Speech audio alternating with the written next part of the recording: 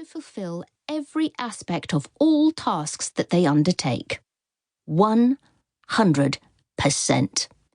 In this instance, it is clear that you are 0.8% short of hitting that target.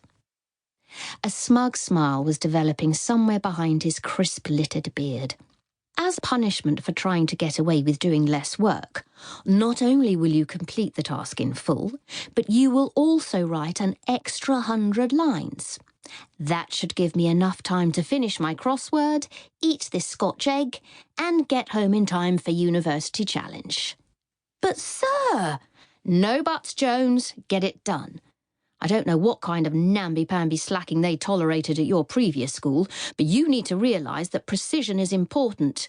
Frivolous creativity has no place at St. Hubert's. No place at all. 2. Rockwell Riley.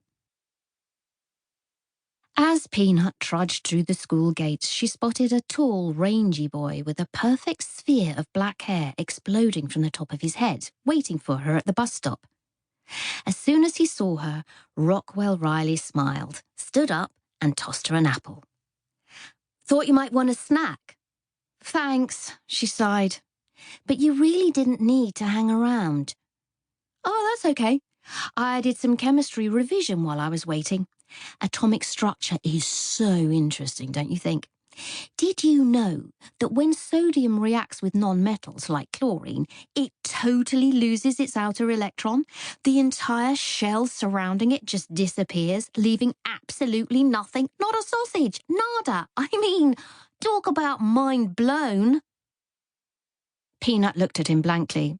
"I have literally no idea what you're talking about," she said. "Yeah, right," said Rockwell, smiling. "You don't fool me. You like to hide it, but I reckon you're smarter than the rest of us put together.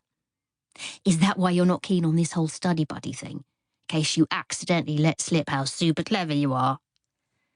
Peanut sighed. St. Hubert's study buddy scheme was designed to help new students settle in at the school. Buddies were supposed to meet up for an hour each day to discuss any issues that the new pupil might have. But ever since she and Rockwell had been paired up on her first day 2 months earlier, he'd become her shadow. Still, Peanut always tried to dodge the session. She suspected that Rockwell had been assigned to her as much for his benefit as hers because, as far as she could tell, he didn't have any friends at the school. She wasn't sure why, as he seemed perfectly nice. Had she been in the market for a new friend, she could certainly have done a lot worse. But she wasn't, and that was all there was to it. Peanut had no intention of settling in at St. Hubert's, study buddy or no study buddy, because as far as she was concerned, she wasn't going to be staying for long. "Listen, you missed our session again today. If lunchtime is a problem, how about we meet up in the morning before school?" said Rockwell, eyes wide with hope. "What about tomorrow? We don't want to get into trouble for missing it again, do we?" Another sigh. Knowing he wouldn't give up until she agreed to meet him, Peanut surrendered. "Okay then, if we must." "Really? Amazing!" Rockwell's face flushed with pleasure. I'll call for you around 8 then, shall I? Melody Road, isn't it?" "Yes," she exhaled loudly. "Number 80. 3.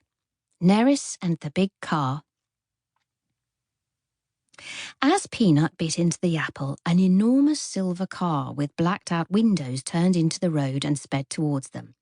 Peanut and Rockwell instinctively stood to attention as it glided to a halt. The rear window slid open to reveal a face Peanut knew well. "Hiya, lovely." Peanut grinned. It was Nerys, her mother's PA at the accountancy firm. Peanut liked her. She was the only one at Mum's work who spoke to her like a normal person rather than a baby.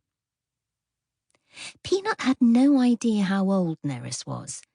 Her hair was the sort of lilac colour that immediately places a person in the 70-something bracket. But her face was remarkably unlined, except for a few small creases at the corners of each eye. Smile lines. Nerys smiled a lot.